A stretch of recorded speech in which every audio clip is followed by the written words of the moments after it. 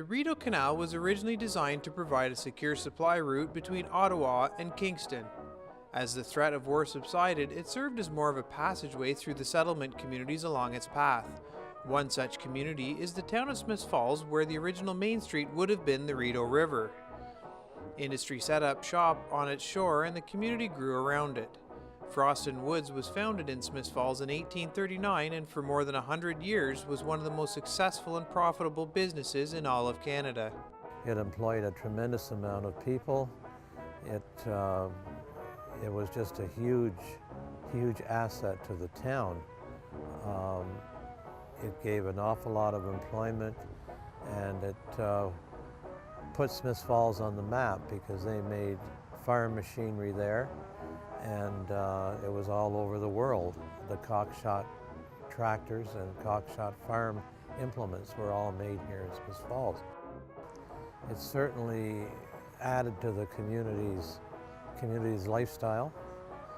It gave stability to the community. It gave hope, and it was a big factor in the community.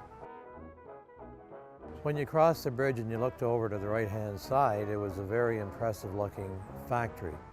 It was state-of-the-art back then, and you could see where, especially in the evenings when you drove over, you could see them working in the forging area, and the flames and all the forging that went on at night. That was very impressive.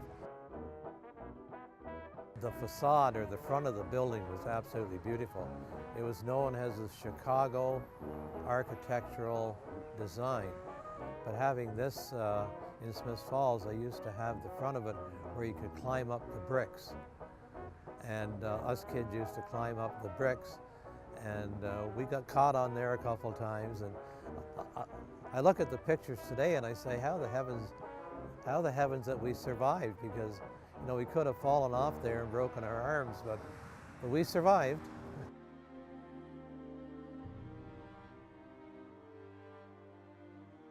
My grandfather was telling me when he worked there that during the Depression they didn't suffer that much because there was a lot of work being done there. It was a real asset because, as you know, I came through the end of the Depression, and hearing a lot of stories that were just absolutely terrible.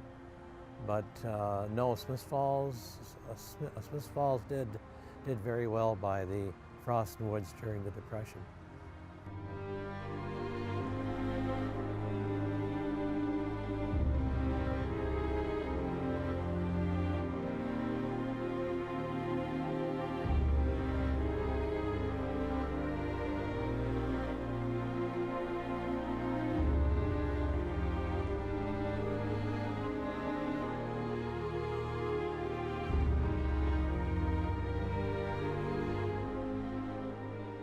As a child, it was great. We had a lot of fun playing around the factory, playing in and around their property. One of the big things was at night when we went over to the pool, which was across over in the Beckwith Street Bridge. There was a set of swings over there, and in the evening we used to go on the swings and watch them work in the plant, and you could see the glow of the flame and of the fire where they were doing the forging and the banging of the machines. We used to jump on the front of the train when it was backing down because it had a large steel ramp on it and get a ride. Well, of course, you know what happened when they caught us. We had some pretty exciting moments with the conductor chasing us, and I think maybe catching us on the occasion. It was dangerous, but it was fun.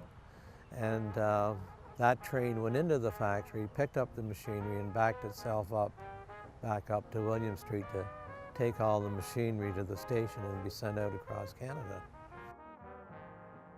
Well, right away after they left, and that was a tremendous disaster, people just, everyone was just devastated because, working there maybe for 30 years or 25 years and even 10 years, all of a sudden your job it's hard for people to realize who didn't go through that era how big this thing was.